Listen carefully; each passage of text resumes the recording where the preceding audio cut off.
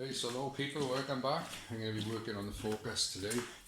A bit of a discovery mission, trying to suss out some issues that I recently discovered. Right, when I went to Donington, someone mentioned to me, Nathan Rowe, while I was on the track, I was blowing a lot of blue smoke, which I was quite surprised about, but he was right. When I watched back the footage for the rear view camera, it was pretty bad. So I never had any issues with burning oil before. I don't think it's rings. I think it's valve stem seals, so we're going to delve into them. And as you know, if we've been following the build, they're brand new, which should be completely annoying. I've got some ideas in my head on how I'm going to be able to change them if it is without removing the head. So, but for now, we're just going to do some diagnosing. The other problem I have is I got a knock on the front end, which pretty certain it's the steering rack. I know it's been giving me problems for a little while, but I think that's what it is. The other thing with the oil issue, I use a lot of oil at Donington. I went from maximum to minimum, and it's never done that before doing the head. So I bought the head set from Euro Car Parts. So obviously the stem seals open and rubbish, and it's nothing more serious. So let's get into it. Okay, so I got the spark plugs out. You can have a look down the bores now with a little attachment that goes onto your phone. See what we can see. Okay, so in the camera goes. These are handy. These, I think I paid about £6 on eBay for this phone attachment one.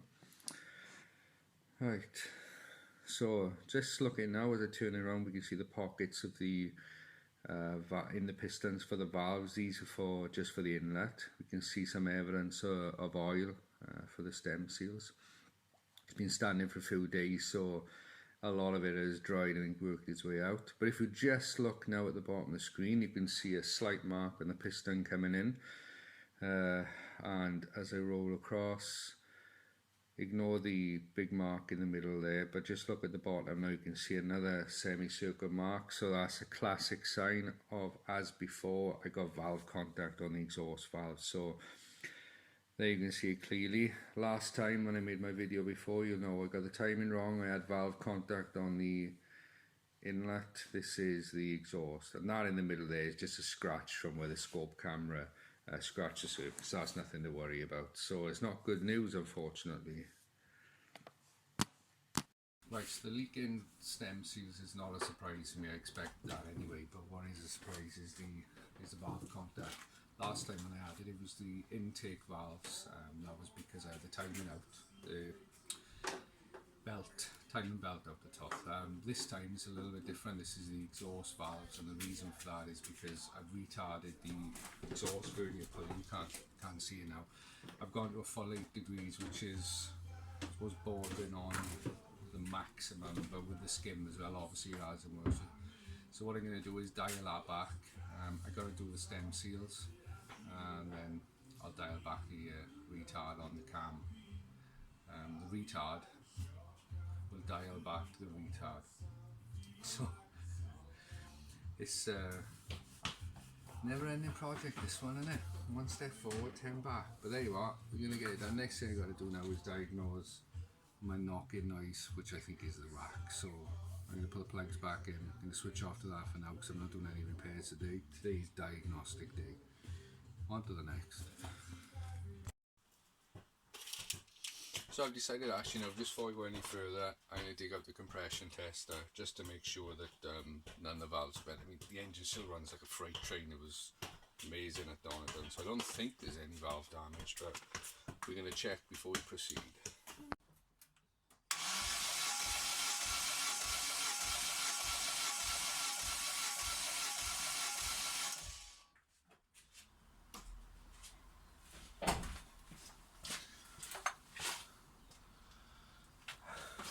As you can see, that's number one. That's really good. That's more compression than what I had when I tested before. That's 100. That's 119. I get 105 after I rebuilt the head.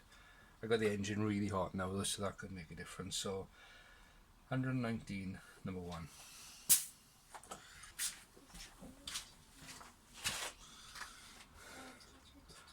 Again, smack on the same more or less. 119. Can you see him?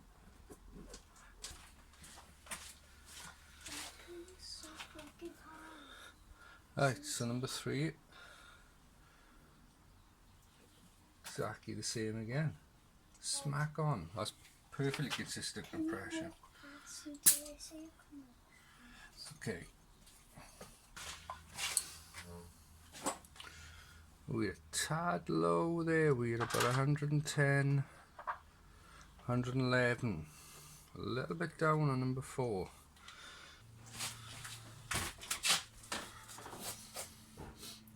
Right, so I'm going to sum up my thoughts on the compression. So I think it was 119, 119, 119, 111. So I'm not going to sweat about number 4 being a bit lower.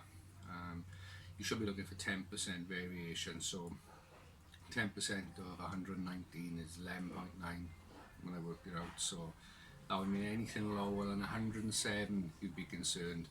It's 111, it's fine. Engine was good. Gonna put that one to bed.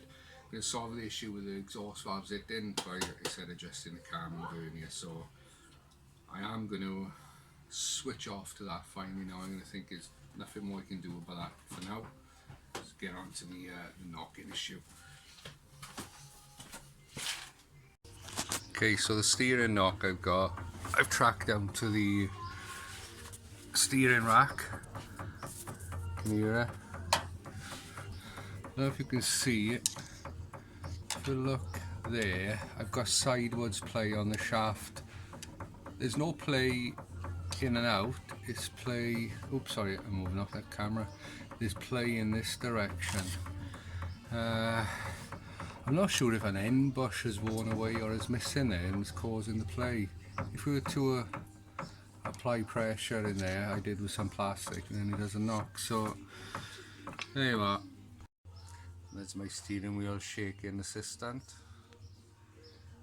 Say hi, Al. Right, so now we know what the issues are. It's just a case of fixing them now. So I'm going to end this episode here now, because that's enough drama for one day. In the next episode now we're going to make the fixes. I'm going to castle home in just over 2 weeks, so I need to be busy. Right, thanks for watching this one, and bye.